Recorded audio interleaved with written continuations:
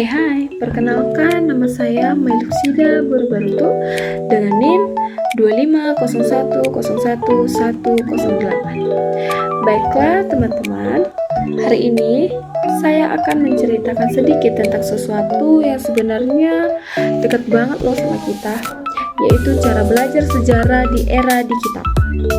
Dan gimana dua teori keren, teori pembelajaran bermakna dan konsentrusisme bisa bikin belajar sejarah jadi jauh lebih seru.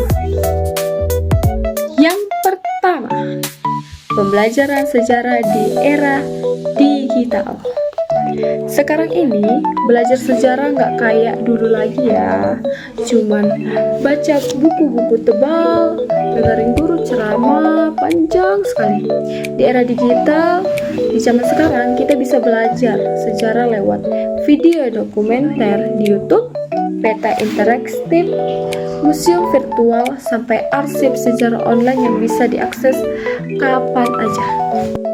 Jadi, sebenarnya belajar sejarah itu bisa seru banget loh, asalkan kita mau eksplor. Tapi ada tantangannya juga nih, banyak banget informasi di internet yang belum tentu benar. Makanya kita harus punya literasi digital supaya nggak ketipu sama info-info palsu yang beredar. Dan yang kedua, teori pembelajaran bermakna Ausubel. Oke. Sekarang kita masuk ke teori pertama.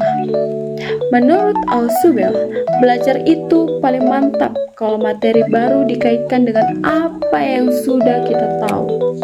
Contohnya, sebelum belajar tentang Perang Dunia Kedua, kita diajak mikir dulu tentang konflik antar negara. Jadi ketika masuk materi inti, kita nggak bingung lagi karena fondasinya sudah ada. Cara ini bikin belajar jadi masuk akal, bukan cuma hafalan yang hilang setelah ujian. Nah, guru biasanya pakai yang namanya advanced organizer, kayak peta konsep atau gambaran besar, biar otak kita siap menerima materi yang dikasih oleh guru kita. Adapun yang ketiga, teori konsentrusisme, gaya santai dan kreatif. Teori kedua inti simple banget. Belajar itu bukan menerima info, tapi membangun pengetahuan sendiri. Jadi, guru bukan pusat kelas lagi. Kitalah yang harus aktif. Diskusi bareng teman, analisis foto atau video sejarah, bikin proyek timeline atau virtual tour ke museum.